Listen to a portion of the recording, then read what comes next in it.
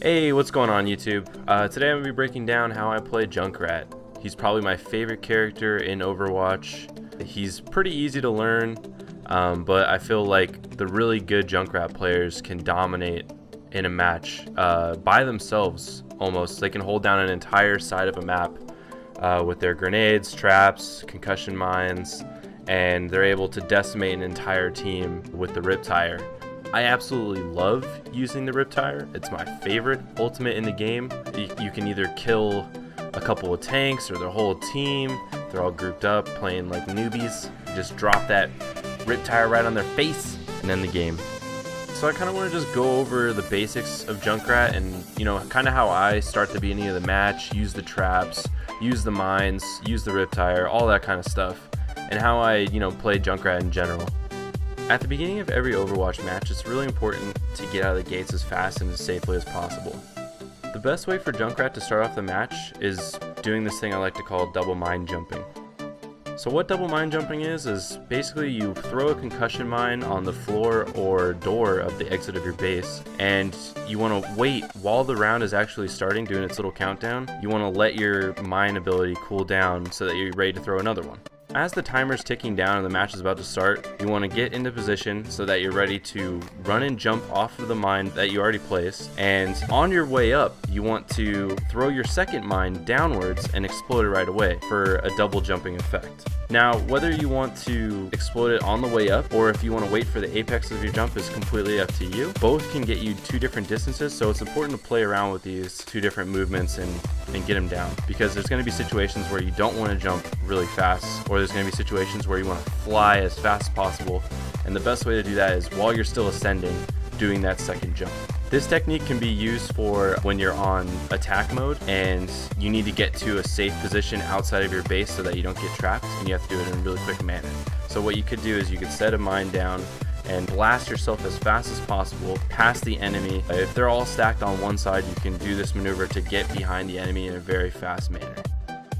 This double mine jumping maneuver can be very risky. You want to make sure that you're not jumping into a bunch of enemies or like a bastion posted up ready for ducks to just fly out in the air for him to shoot down.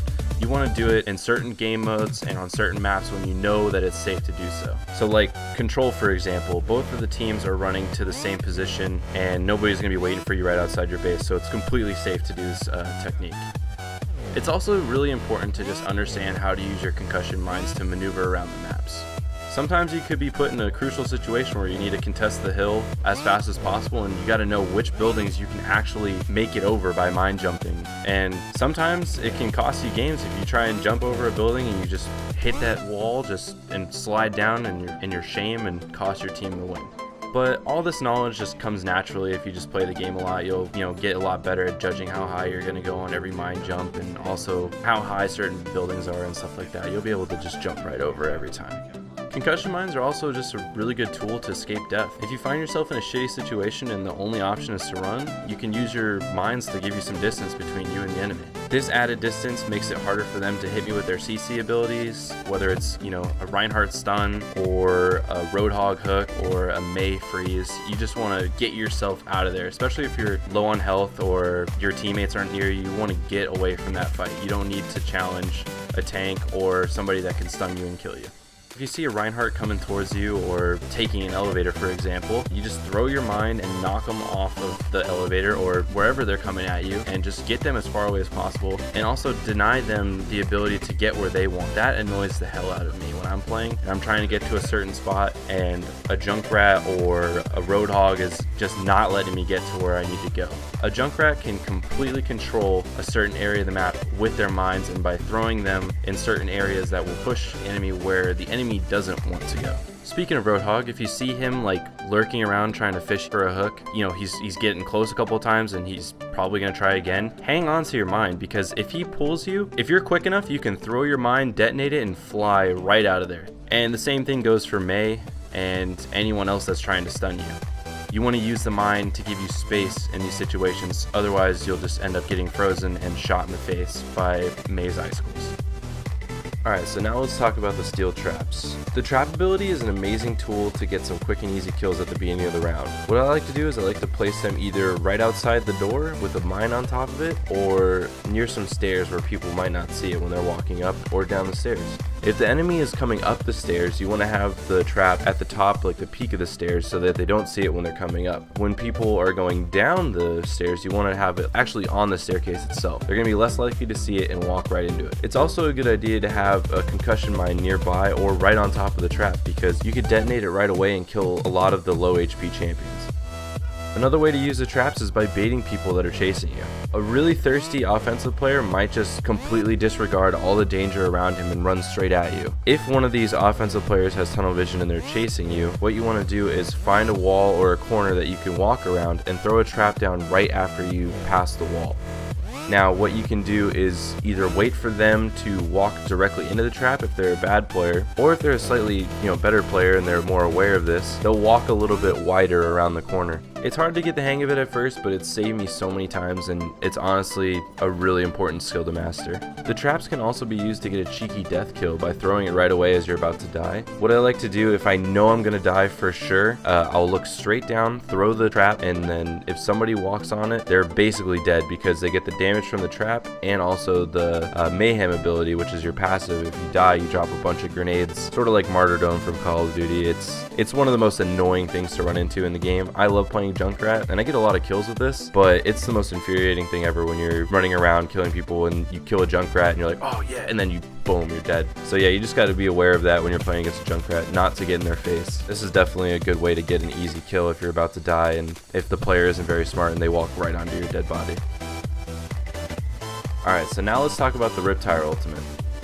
When I use Junk Rat's ult, I try to start the ability away from everybody, sort of like in a safe area. Otherwise, everyone's going to hear you scream, fire in the hole, and look right towards you and kill you or the Riptire. I like to try and either sneak up behind people with the ult or drop it down on them from above. Generally, as a Junk Rat player, you kind of want to have the higher ground most of the match, so whenever you can, try and make your way up to the rooftops. It's a lot easier to be accurate with your grenade launchers, as well as throwing the Riptire down on people's heads. It's a lot harder to predict where it's coming from, and it's a great way to get a lot of AoE kills. However, not all the time do you have to sneak around or call it in from above. Depending on which champions you're going against and what kind of comp that you have, you can sometimes summon it right in front of people. An example of this would be to jump right through the Reinhardt shield and take out the tank. Sometimes it's really important to focus a guy like Reinhardt, especially in payload when he's just being able to push it by himself. It's not always a bad idea to just, use your ulti on one big tank that could completely change the game.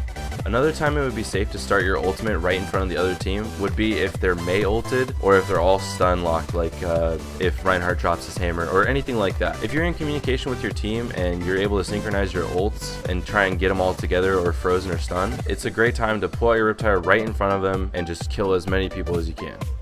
You generally don't want to use your ult to chase somebody down, but sometimes I find myself just like getting frustrated in a game and I feel like I have to kill this dude, like for example this scenario here. But this is generally a bad idea because you're gonna get your Riptire blown up most of the time, or you're gonna end up not getting the kill.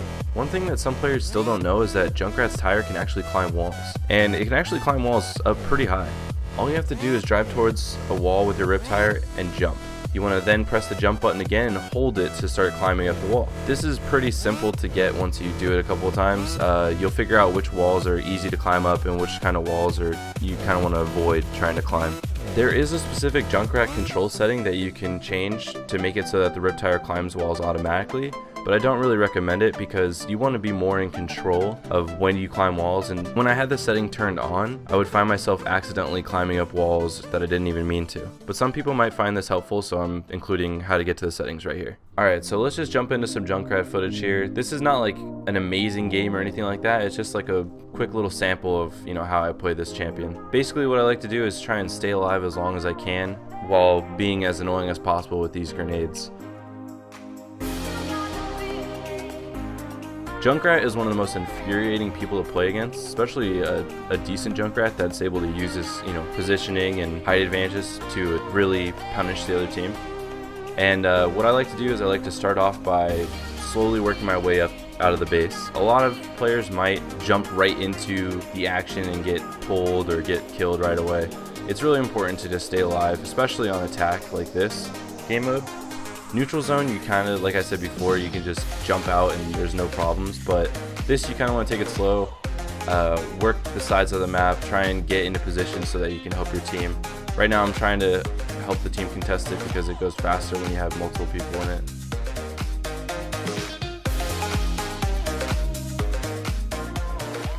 And focusing this Winston now. He's being really annoying, as you can see, just doing his ulti, but we take him out. One thing that we could have done better there is we could have took out the Mercy first. She was able to get in there and res, which is not what you want to do. And what I did right there is something that a lot of players need to utilize, is using your grenades as sort of like an arrow from the movie Troy or whatever, where you're just shooting it really far. And yeah, you get a lot of easy kills. For this Riptire ult, I decided not to climb this wall and went over to the right because I heard the soldier and I didn't want him to contest the hill. Instead, I might have actually like pushed into their spawn and, you know, got the kill on the people that were trying to leave the base, but we ended up winning the match anyway. This is one of my faster maps. We played really well and the other team wasn't really trying, it didn't seem, so it was a pretty easy game. But yeah guys, I hope you enjoyed the video. Thank you for watching. If you have any questions, you know, leave them down in the comment section or hit me up on Twitter. I also live stream on Twitch. I'll put all these little nuggets in the description. But yeah, thank you so much for watching. I appreciate it. I'll see you guys later.